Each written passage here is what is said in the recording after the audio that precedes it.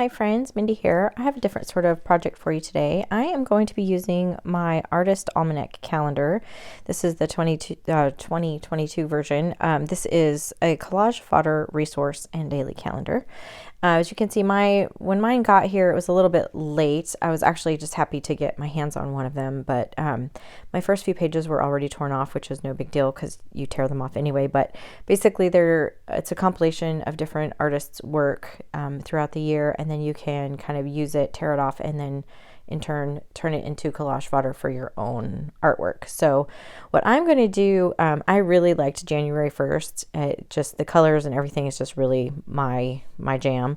So I decided to go with my the bigger of the two small junk journals that I'm working in. And I'm just trying to decide where I want to put this page. So I have a lot of similar colors and stuff in this particular junk journal that I made. So I'm just trying to flip through here and see where I want to put this page. I have a couple different options, just kind of trying to flip through. This one was, some of the colors were good and it was just a little dark, and then that one didn't really work at all. This one, everything was just too kind of on the same. There wasn't enough contrast, I guess. And then there was another one. Like you can see this kind of leafy pattern is also the same pattern that I like to have. I actually have this on the front of this journal, which is why I decided to put it in this one. And I really liked this page too. It was really interesting with that orange on the background, but in the end I decided to go with the one at the front, which is actually a calendar page from an old calendar from like 1955. And I did that because this collage piece it says January 1st on it, obviously, and then this page in my journal actually was January 1st as well. So I just felt like that was really good, and I'm doing this in conjunction with Junk Journal January, which is hosted by Meg Journals, and I'll try to link her information down below. And so obviously I'm a few days late. January always takes me a little bit to kind of get into the swing of things. I just kind of take my time easing into January. I know a lot of people are like, gung-ho, but for me personally, I just kind of ease into January. That's just what works for me. But anyway, so I'm getting started with the prompts for Junk Journal January, and the first one is New Beginnings. So I just felt like with this being January 1st prompt and January 1st page in my little journal here, it all just kind of came together in a way that made sense in my brain. And so I have taken out some paints that I feel like are going to match with the colors that are in this collage piece. And I have taken out, it's I think called Clockwork stencil by Tim Holtz. And this color that I'm using is called Bahama Blue, I believe. It's just an Americana cheapy paint, but it's one of my favorite colors of the Americana colors. I just really like this particular color. And I'm using the Clockwork again because, again, I'm going off of that prompt from Junk Journal January, which is New Beginnings, and just January 1st and time and all of those things. That's kind of what is all going in my brain. In the end, you will not know that these are clocks underneath here, but in my brain at the moment, this is what seemed like the right thing to do. So I have also pulled out some, I think it's called Razzleberry, which is that kind of magenta color. This is another Americana color. And if I would have thought about it, I'm trying to kind of mimic the way that those colors in that collage piece kind of fade in to each other.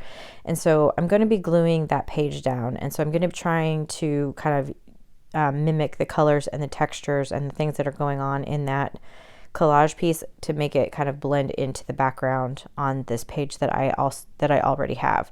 So I'm just adding some of that magenta color in there along with the Bahama Blue, and then I'm just kind of holding my thing up just to make sure it's going to work. And I have pulled some glassine envelope. If on the collage piece you can kind of see there's like a translucent texture or layer in there, so I want to kind of mimic that. And then there's also some music paper in there, so I'm just going to add just a little bit of music paper to my background and a little piece of this glassine. And I'm trying to make sure that I am keeping that calendar that's running down the left side of this page so that you can see all of those dates from this planner page.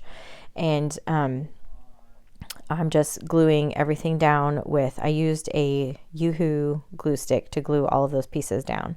So now I'm coming back in with some paint, and because of the way that the artwork was done, you know, it cut off kind of the left part of this image, which is fine when it's, you know, by itself, but I wanted to kind of continue it onto the background so that it made everything just seem really cohesive.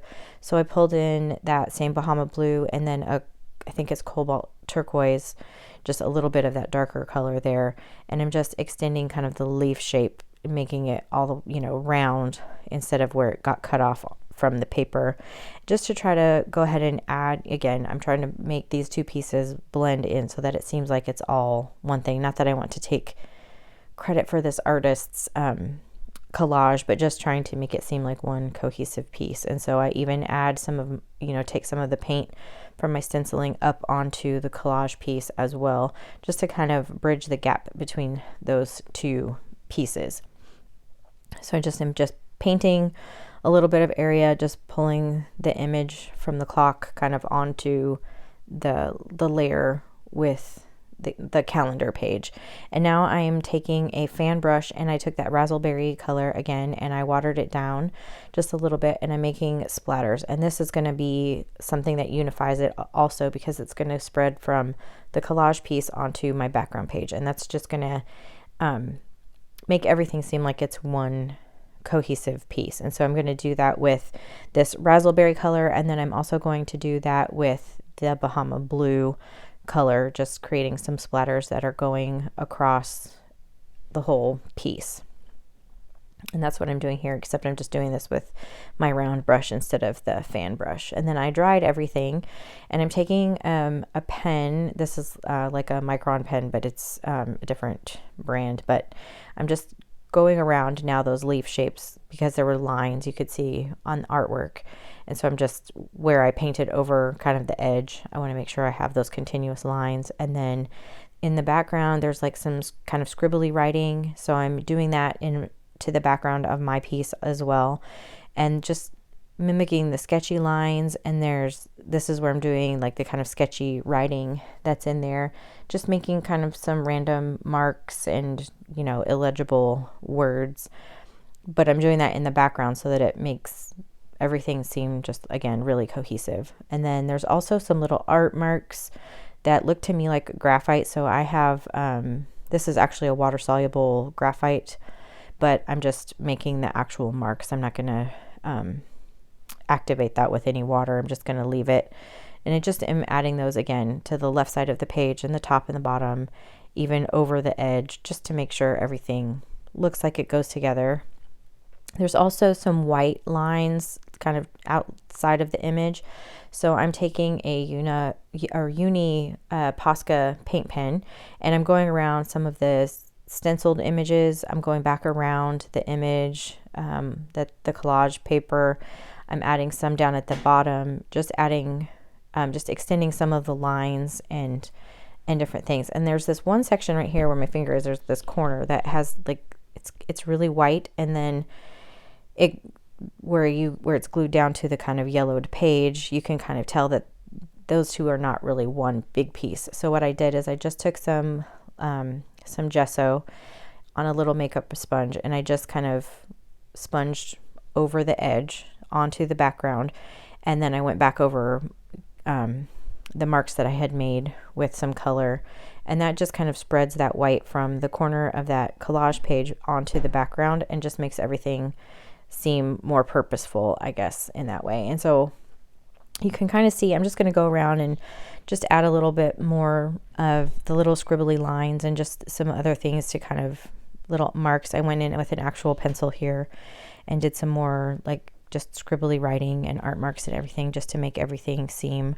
really cohesive. And that is pretty much my page for today. I don't know if I'll do a video for every day for Junk Journal in January, but I just wanted to do this one for this prompt. I really liked the artwork on this image. So anyway, if you liked this video, I would really appreciate it if you gave it a thumbs up and subscribe to my channel if you haven't already.